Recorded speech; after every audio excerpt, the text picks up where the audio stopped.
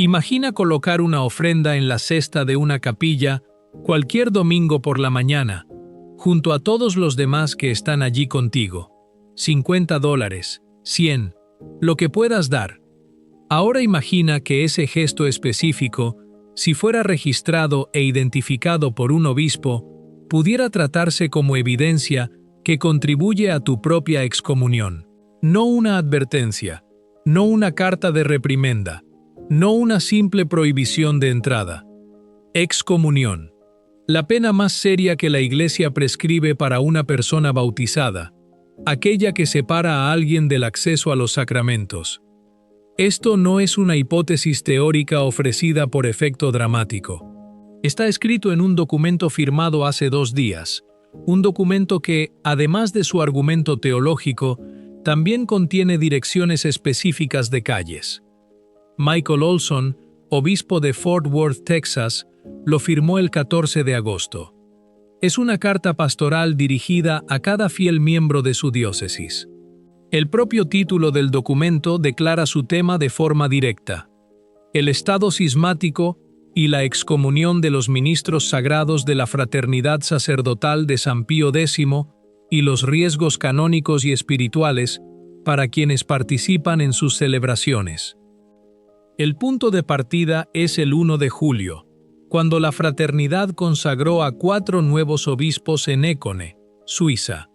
Al día siguiente, el Dicasterio para la Doctrina de la Fe emitió su decreto. Desde entonces, esta controversia específica ha producido 2 textos, 2 firmas y 2 lecturas enteramente opuestas del mismo acontecimiento subyacente.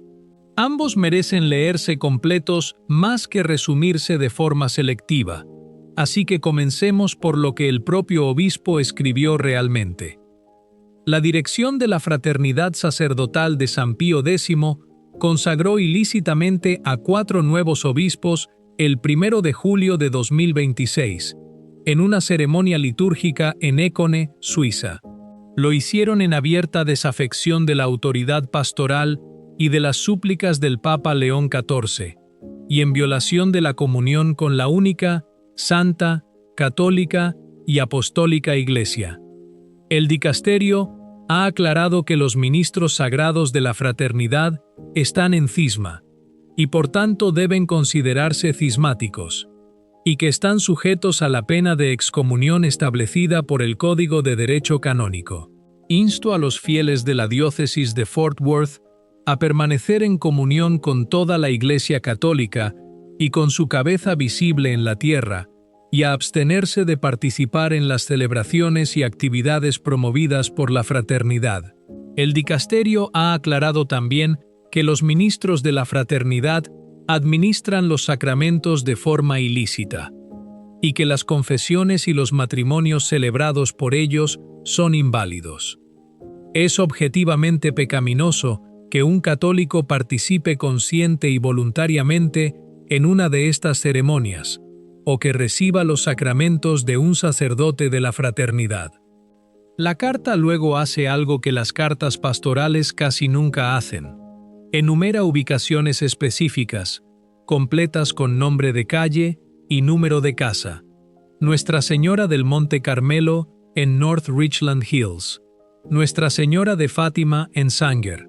Ambas están designadas en la carta como iglesias de la fraternidad que operan actualmente dentro del propio territorio de la diócesis. Y luego, una tercera dirección, una que no es una iglesia en absoluto. El ahora extinto Monasterio Carmelita de la Santísima Trinidad en Arlington. Está compuesto por mujeres que han sido destituidas de sus votos por la Orden Carmelita, por abandonar la fe católica, escribe el obispo. Antiguas monjas que se unieron públicamente a la fraternidad. La adhesión formal al cisma puede demostrarse mediante acciones externas deliberadas, así como mediante palabras. Esta es la frase que abre la parte más trascendental de todo el documento. Proporcionar conscientemente apoyo público, organizativo, material o financiero a las comunidades de la fraternidad, incluida la antigua comunidad carmelita de Arlington, puede constituir evidencia de tal membresía, y puede resultar en excomunión. Insto de nuevo a los católicos a mantenerse alejados de tales instituciones. El obispo Olson añade que cualquiera preocupado por su propia situación actual debería buscar orientación de un sacerdote de confianza o directamente de la autoridad diocesana. La fraternidad ya había respondido, el 3 de julio, y esa respuesta lleva la firma de su superior general, el padre Davide Pagliarani.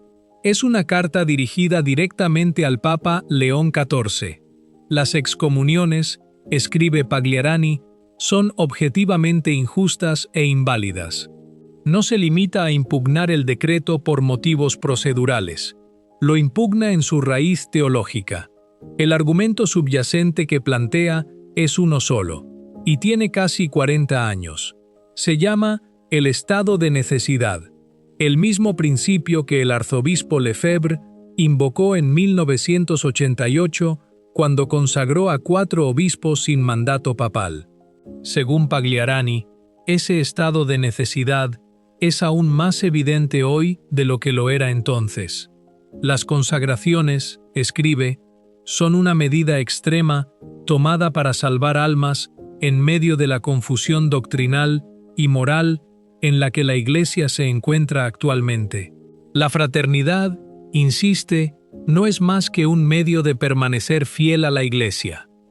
Esa frase es la que resume toda su posición, y es exactamente el punto en el que los dos documentos divergen por completo. Para el obispo de Fort Worth, este gesto específico representa la separación de la Iglesia. Para el superior general, representa lo contrario, una forma de permanecer dentro de ella. Pagliarani añade que la decisión romana, en sus palabras, pone de nuevo de manifiesto el contexto profundamente trágico en el que se encuentra actualmente la Iglesia Universal.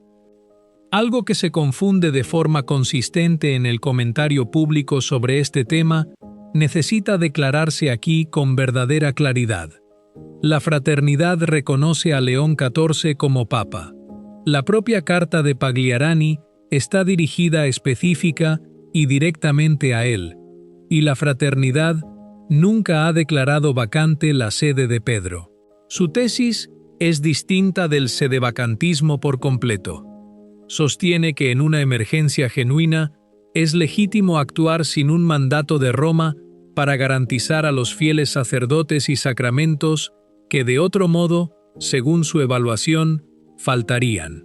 Si esa emergencia existe genuinamente, y si es suficiente para justificar este gesto específico, es precisamente el punto en el que estos dos documentos nunca se encontrarán.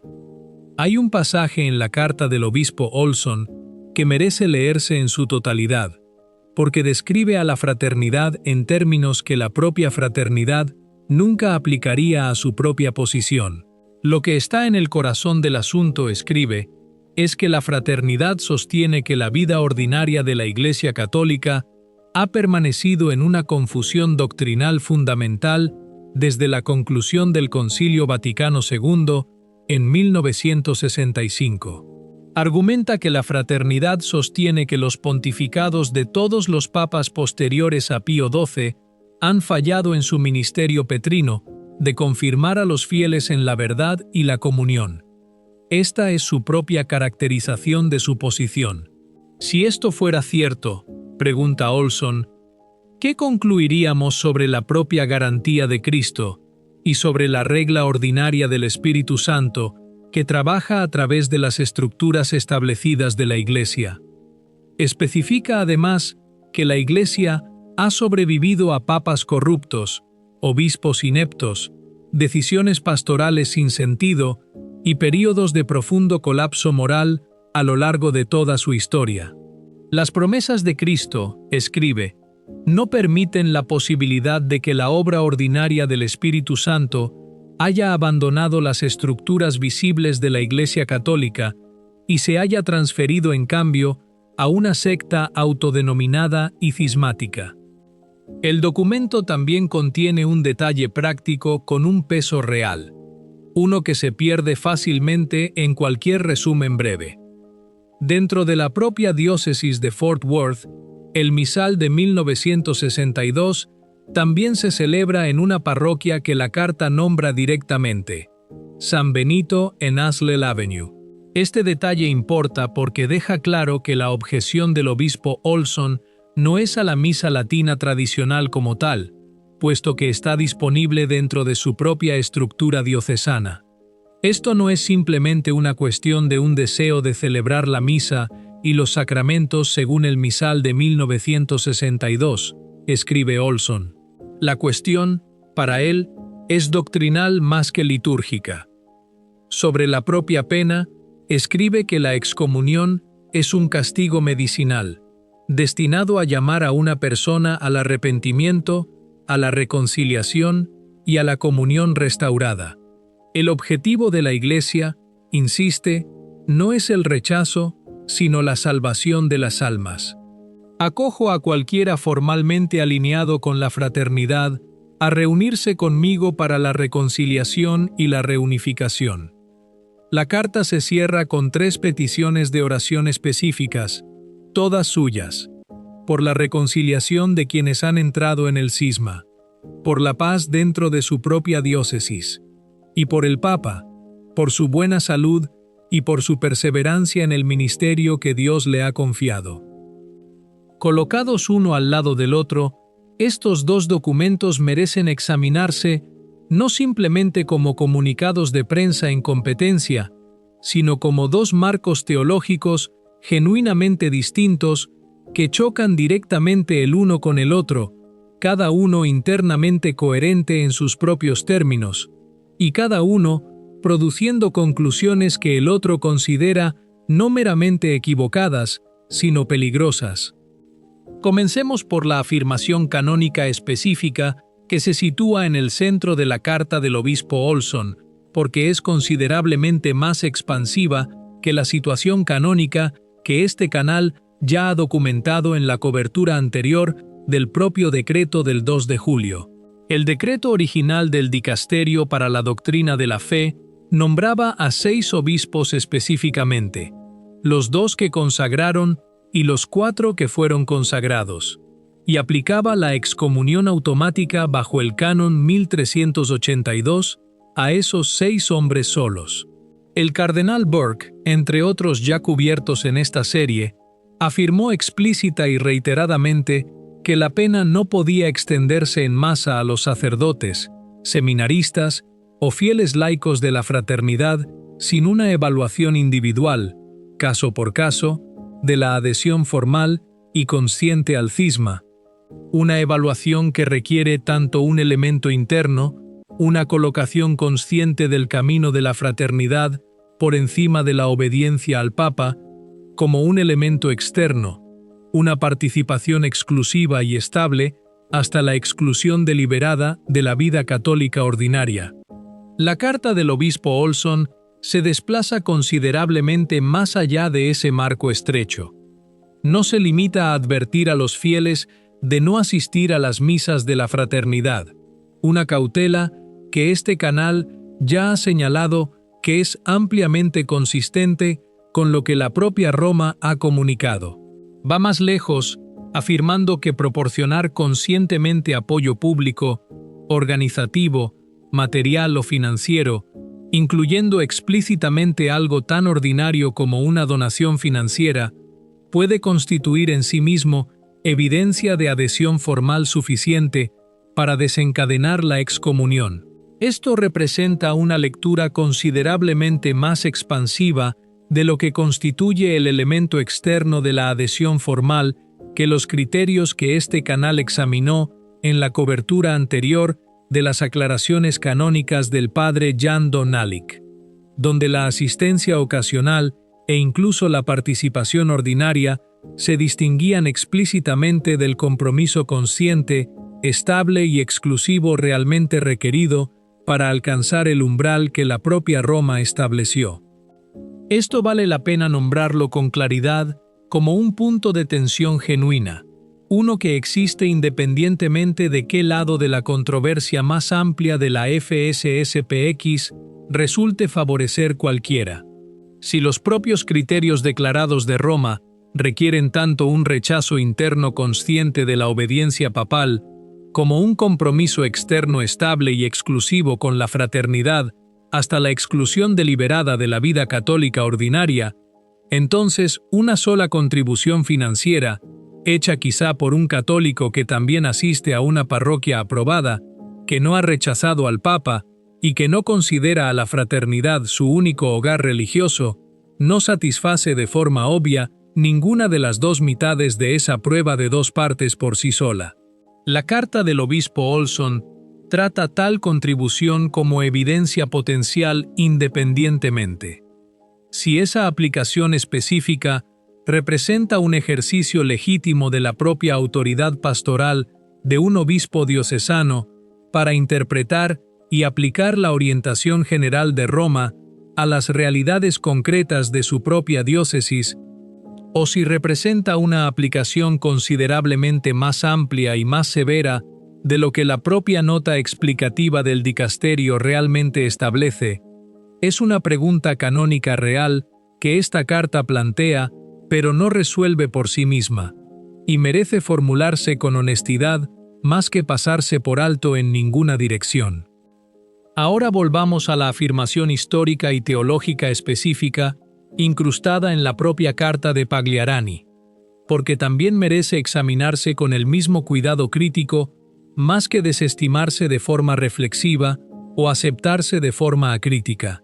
El argumento del estado de necesidad, como este canal ya ha cubierto extensamente a través de múltiples episodios que rastrean esta historia desde el 1 de julio a través del posterior recurso canónico, se apoya en los cánones 1323 y 1324, disposiciones que existen dentro de la propia ley de la Iglesia y que pueden mitigar o excluir penas cuando un acto se comete genuinamente bajo condiciones de necesidad auténtica. La coherencia del argumento depende enteramente de si esa necesidad es real. Y este es precisamente el punto en el que la carta del obispo Olson presiona con más fuerza, y donde plantea lo que es, por sus propios méritos teológicos, una pregunta genuinamente seria más que un mero recurso retórico. Si la posición de la fraternidad requiere sostener que todos los papas desde Pío XII han fallado en su ministerio petrino de confirmar a los fieles en la verdad, y que este fracaso ha sido lo suficientemente completo y sostenido como para justificar que los obispos actúen enteramente fuera del mandato papal para preservar la fe, entonces el desafío teológico subyacente de Olson aterriza con fuerza real. La eclesiología católica siempre ha sostenido que la promesa de Cristo a Pedro, que las puertas del infierno no prevalecerán contra la iglesia edificada sobre él, se extiende específicamente a la estructura visible y jerárquica de la iglesia, y no meramente a algún remanente invisible que exista aparte de ella. Una posición que requiere que esta promesa haya sido funcionalmente suspendida a través de 7 pontificados consecutivos, que abarcan más de 60 años, no es una afirmación teológica menor o periférica. Toca directamente la doctrina de la propia indefectibilidad de la Iglesia, una doctrina considerablemente más fundacional para la eclesiología católica que las cuestiones litúrgicas y disciplinares específicas que dominan la mayor parte de la cobertura cotidiana de esta controversia.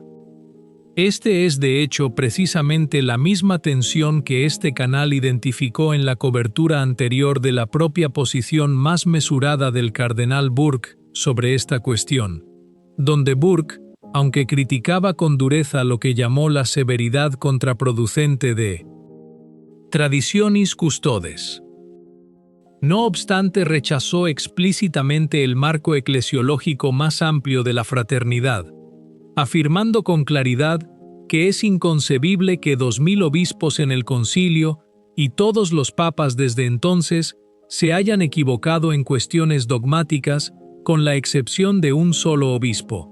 La carta del obispo Olson, leída con cuidado, está formulando esencialmente la misma objeción teológica que formuló Burke, aunque entregada en un registro considerablemente más duro y unida a una aplicación considerablemente más expansiva de la pena canónica de la que el propio Burke ha respaldado. Lo que merece sostenerse en medio de este desacuerdo teológico genuino y serio es algo que este canal ha intentado mantener de forma consistente a través de toda su cobertura de esta historia. El propio reconocimiento explícito y reiterado de la fraternidad de León XIV como el Papa legítimo, su práctica consistente de rezar por él en cada misa, y la propia carta de Pagliarani, dirigida directa y personalmente al propio Papa, solicitando su bendición más que declarando independencia de su autoridad, representan juntos una postura teológica genuinamente distinta del sedevacantismo, una distinción que este canal ha trazado con cuidado en episodios anteriores que cubrían la posición considerablemente más totalizadora del arzobispo Viganò, y una que la carta del obispo Olson, a pesar de toda su severidad, no borra ni contradice por sí misma. La fraternidad está discrepando con dureza de cómo se ha ejercido la autoridad papal a lo largo de las décadas recientes. No está, según el registro documentado, negando que tal autoridad exista o que actualmente repose en León XIV. El detalle sobre la parroquia de San Benito en Hassell Avenue, que ofrece el misal de 1962 dentro de las estructuras diocesanas ordinarias en la misma diócesis exacta que emite esta carta, merece una atención particular porque cierra directamente una objeción obvia antes de que pueda siquiera plantearse. Este no es un obispo hostil a la misa latina tradicional como tal, a diferencia de algunos de los patrones diocesanos más restrictivos que este canal ya ha documentado. Desde la expiración permitida del permiso de misa tradicional de Pittsburgh hasta el patrón más amplio que las declaraciones públicas del cardenal Roche han reforzado a nivel nacional. El obispo Olson mantiene la liturgia antigua dentro de su propia diócesis, mientras traza simultáneamente la línea más aguda posible contra la fraternidad específicamente. Esta distinción vale la pena tomársela en serio en sus propios términos, porque demuestra que la disputa subyacente, al menos según el propio encuadre de Olson, es genuinamente doctrinal y canónica más que una cuestión de hostilidad general hacia la práctica litúrgica tradicional como tal. Lo que permanece, después de poner ambos documentos sobre la mesa con honestidad y examinar sus argumentos más fuertes respectivos, es una colisión genuina y no resuelta entre dos lecturas internamente coherentes, pero fundamentalmente incompatibles, del mismo conjunto de hechos. El obispo Olson lee las consagraciones del 1 de julio como una ruptura cismática cuya lógica, si se aceptara genuinamente, requeriría concluir que la guía ordinaria del Espíritu Santo de la estructura visible de la Iglesia falló de forma continua a través de 7 pontificados, una conclusión que él considera teológicamente insostenible independientemente de cualquier confusión doctrinal genuina que las décadas posconciliares puedan haber producido. Pagliarani lee las mismas consagraciones como un acto de necesidad tomado específicamente para preservar, más que para abandonar, la fidelidad a la Iglesia, emprendido por hombres que continúan reconociendo al mismo Papa cuya prohibición explícita, no obstante, desobedecieron. Ambos documentos coinciden enteramente en un punto crucial que merece declararse con claridad antes de cerrar. Ninguno de los dos trata esto como un asunto menor o meramente disciplinar. Ambos lo tratan como algo que toca las preguntas más profundas que la fe católica puede plantear: la naturaleza de la propia Iglesia, el alcance y los límites de la autoridad legítima dentro de ella, y lo que la fidelidad genuina realmente requiere cuando un creyente se convence, con razón o sin ella, de que las estructuras ordinarias destinadas a preservar esa fidelidad se han comprometido ellas mismas. El propio encuadre declarado del obispo Olson de la pena como medicinal más que punitiva, destinada a llamar al arrepentimiento y a la reconciliación más que simplemente a castigar y excluir, y su invitación personal explícita a reunirse directamente con cualquiera formalmente alineado con la fraternidad que desee discutir la reconciliación, merecen situarse junto a todo lo demás de esta carta más que tratarse como una mera formalidad de cierre. Cualquiera que sea la conclusión a la que se llegue sobre el alcance canónico específico de su advertencia respecto al apoyo financiero, esa invitación de cierre es genuina, extendida en su propio nombre, y consistente con lo que el propio derecho canónico dice que la excomunión está realmente destinada a lograr, la restauración de la comunión más que su cierre permanente. Lo que los fieles de Fort Worth y los católicos de otras partes que observan este mismo patrón repetirse a través de diócesis tras diócesis, como este canal ha documentado ahora desde Pittsburgh hasta San Angelo, Aberdeen y Fort Worth, realmente necesitan no es una afirmación más fuerte de cualquiera de los dos lados de esta controversia específica y dolorosa. Necesitan lo que este canal ha intentado ofrecer de forma consistente a través de cada episodio de esta historia en curso. Un relato de mirada clara de lo que cada lado está afirmando realmente. Una identificación honesta de dónde esas afirmaciones se apoyan en terreno canónico o teológico sólido y dónde se extienden a un territorio más genuinamente contestado. Y un rechazo constante a dejar que la severidad justa o el desafío justo sustituyan al trabajo paciente y difícil de resolver realmente, una herida que ambos documentos coinciden en que corre mucho más profundo de lo que cualquier carta diocesana individual o cualquier decreto canónico individual puede sanar por sí solo. ¿Qué opinas tú? Deja un comentario abajo. Amén. Que Dios te bendiga.